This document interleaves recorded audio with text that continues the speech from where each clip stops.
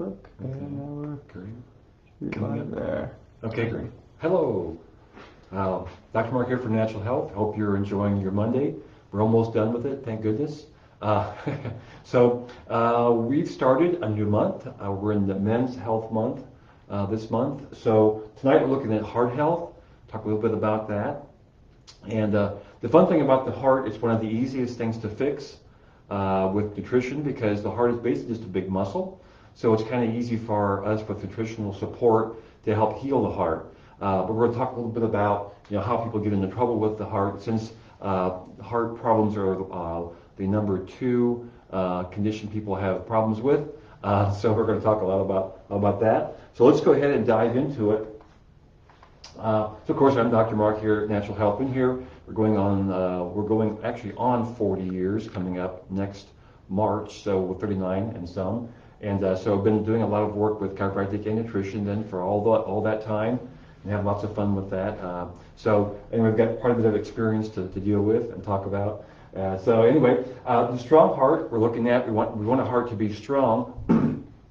The interesting thing about the heart, once the heart gets weak, it becomes very inefficient. It's just a big muscle, kind of like a dish rag, and it twists itself. When it contracts, like it just really tightens down, does a really good job, very efficient. That's when the valves work correctly. That's what keeps all the plaque and everything cleaned out of the heart. When the heart gets real weak, it just can't do that like it did, and so it just kind of doesn't pump as well, and it doesn't clean itself out. The valves don't work. All those kind of things don't work right. So how we help a lot of people with heart issues is just get the heart muscle strengthened up. And so the problems from that come from poor diet and lots of stress lead to that heart muscle becoming weak in there. And so even people that have had, like, for instance, rheumatic fever, have heart issues from an infection, well, it's the immune system that faltered there that allowed that to happen. So again, was it the infection that caused it, or was it the lack of immune system strength, which again goes right along with a weak heart? So it's all tied together. You can't separate one little piece here. You have to realize that the body is a whole, and you want to work on strengthening the whole body. But tonight we're talking about heart health. So poor diet, lots of stress, and we're talking about environmental stress, which can mean different things to different people. Some people might have a lot of stress at work. Some people have a lot of stress in the home. Just raising kids and things these days. That's always a stressful thing. Some people have, just other types and forms of stress. Poor eating habits, poor sleeping habits. Poor hydration. It's just stress in the body. So we're talking about any type of stress there, which again, this leads to high blood pressure.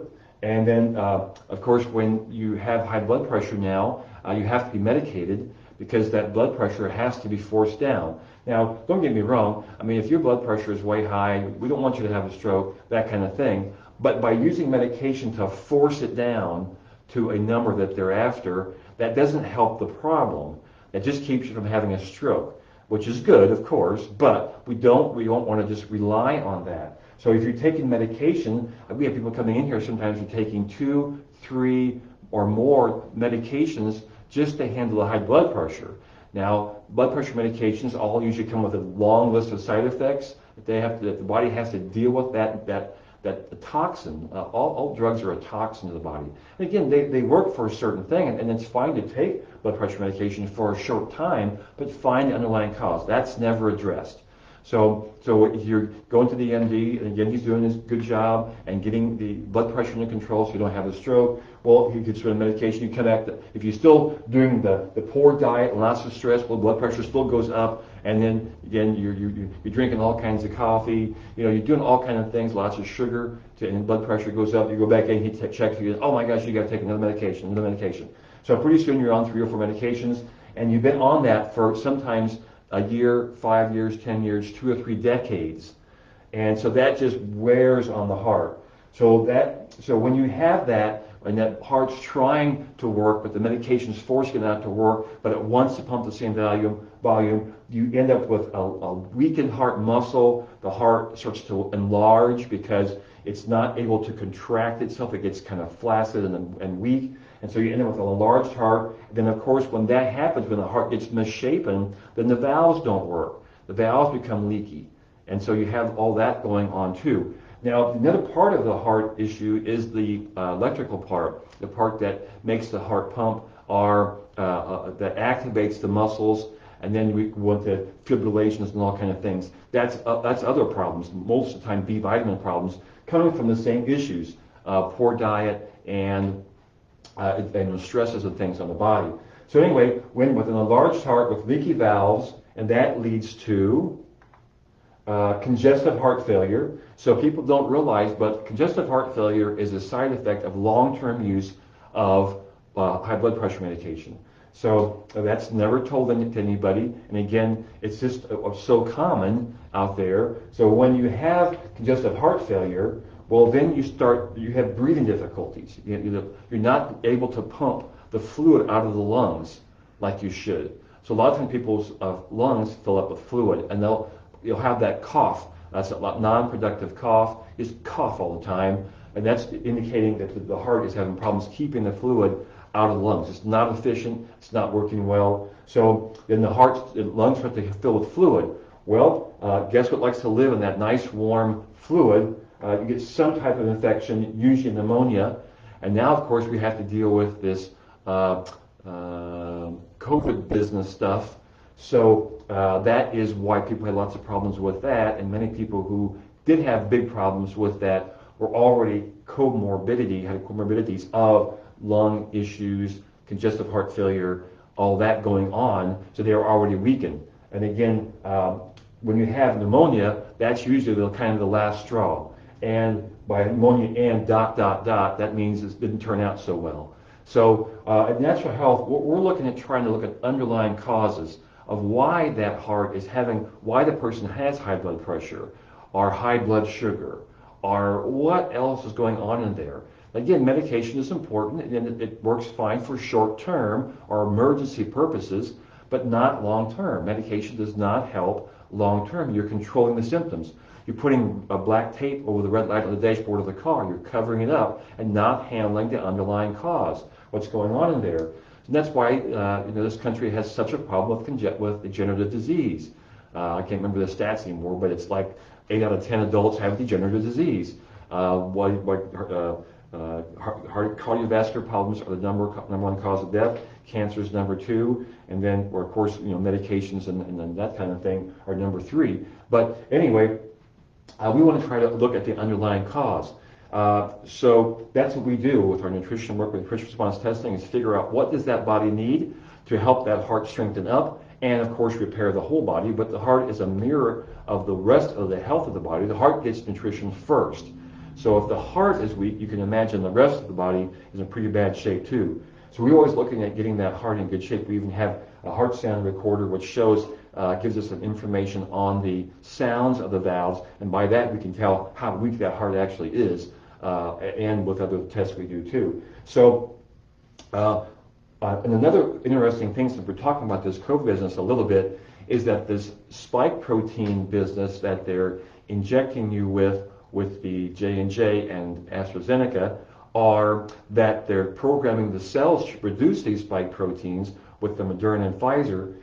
Those spike proteins are very hard on the cardiovascular system, and they can lead to all kind of problems. That's why we've been noticing many of the young people developing heart issues, circulatory issues after taking the jab. So that all ties in with all of this, and it's good to know that. So anyway, there's things you can do about that type of thing too. There's things we can do to help your immune system to handle that problem. So we're here to help with that. So I think that's enough for me tonight. Dr. Chip is up. He's going to go into more exciting information. If you can, have a great evening. Enjoy the rest of your Monday, and we will see you next week. But Dr. Chip's up next. Great, thank you. So yeah, we'll go ahead, keep running or keep going along with the male heart issues and how we can help. So I like to kind of talk more about the nervous system, again being more of the conductor or the coordinator of all the other systems. Again, a big part of the nervous system being the brain, but we are talking about the heart, and I'm going to talk a little bit more of why the heart is so important in the overall nervous system development here. We typically think about nervous system as being the brain and spinal cord, but we do have nervous systems. There are different neurons in our body that are, you would say, a collective of neurons in our body that are in different areas of our body. And again, there is a lot of the brain, of course, neurologically, but there is neurons, a good amount of them in the heart. So, the very important part here is the brain and body connection. Again, or you could say the brain and heart connection, how they are sending the signals from one to the other. So again, we're going to talk about too is the heart health is important. When the brain is well balanced, then the heart can be well balanced too. You could say the nerves to the heart, again, chiropractically, when we align the spine appropriately, the nerves from the spine to the heart are being directed properly, are able to have good flow or signal properly. Then again, the heart can work properly too, from the brain to the heart signaling. But also too, like we said, I kind of put heart brain here, but the heart has its own independent nervous system. It actually picks up different sensory information from environment or anything like that actually sends information back to the brain. And so that, of course, is important because you could say is that if our brain is unbalanced, then our heart becomes unbalanced. Or if our heart is unbalanced, then our brain becomes unbalanced. So there is a back and forth here that we want to make sure that we're addressing and able to do things appropriately. So I'm going to talk a little bit about heart rate variability. This is not as well known as different other methods of assessing heart function, like blood pressure or anything like that. Heart rate variability more is a measurement of how your heart or your body is adapting to stress in your environment. And why that's important, of course, is that if the stress is too high or we are not able to adapt to the stress, then again, that leads to illness and eventually it could lead to death. So the heart rate variability, it's a measure of how our bodies or how we are able to adapt to stress. Now again, you could say is that there's a lot of people that have a lot of stress in their life, but if they're able to adapt to it, then they can, you would say, overcome or be okay with that stress. So everybody's different in that area, but if we're able to adapt efficiently, if we're able to have stronger brain and bodies, if we're able to be, you would say, stronger in general, then we can adapt to environmental stress. So a lot of times people think is that we are kind of weaker or we're not able to defend ourselves, our immune systems, we barely even talk about those, but we do have an immune system that is able to function, when functioning properly, can handle different viruses, bacteria, infections, whatnot. Again, not saying that if you do have a severe case, that you should not go to hospital. Of course, that should be definitely the case there. But in general, when we are balanced out well, if our nervous system is balanced out correctly, then our heart is able to send right signals and our body is able to adapt properly. So that's what the heart is very good at doing, is it's actually picking up different things in the environment. Our nervous system, our brain, it's kind of more of sensing. You could say is the hearing, smelling, tasting, touching, and hearing. But the heart is definitely kind of more of a feeling approach. So you can definitely feel different things, even like in your environment. You could say is that if there is some kind of heated argument in the room and you walk in there and they stop the argument, well, you walked in there and you can still feel a little tension. That's more of your heart picking that up. So that's why it's important to know different things about that and be able to adapt to the stress. And so that's where we come to here is adaptability. You could say is that that's kind of more how we everything evolves here, is that if they're not able to adapt, then they have to pass away. And so this is the name of the game. How are you able to adapt to your environment? And what can help you adapt? So, like the foods we eat are important. Staying hydrated, also very important. And again, just what we put in our bodies. Movement, again, this could be getting a sufficient exercise. You don't have to overdo it. Walking is a very underrated exercise, which is always great to do. Enough of it, say that we're sitting around too much, or we're very stagnant, then that can lead to issues also. And also a very big one here too is just have fun moving. Have whatever you're wanting to do, all that. Do something that you like to do. That's a very important one. And thinking. A lot of times we get caught in our heads a lot. We keep thinking about different things, and it's like we can't help but not to think.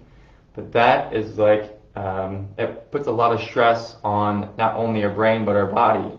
If we can't kind of unwind every now and then, you would say, do certain activities like a movie, or it could be, having fun with the kids, or being a kid yourself. It could be playing outside somewhere, playing a sport, riding a bike, anything like that. That helps our bodies able to, you would say, function differently. We're using different muscles, but we're also giving our mental or our mind a break from everything that we do day to day there too. And so that's very important for our ability to adapt.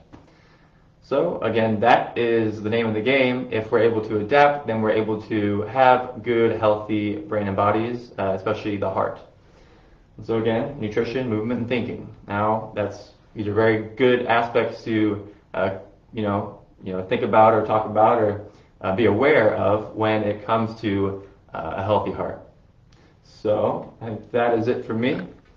We will talk about here is that you can always look us up on Facebook, Instagram, Parler, Brighteon, and YouTube at Natural Health Quincy IL. Our website is naturalhealthquincy.com. You can subscribe to our email list. We're located at 2000 Jefferson Street in Quincy, Illinois. And the number is 217-228-2040. Thank you so much for watching. I hope you gained a little more insight about heart health in general. And if you like to, you can share it with your friends. But thank you for watching again tonight, and I hope you have a good evening. Thank you.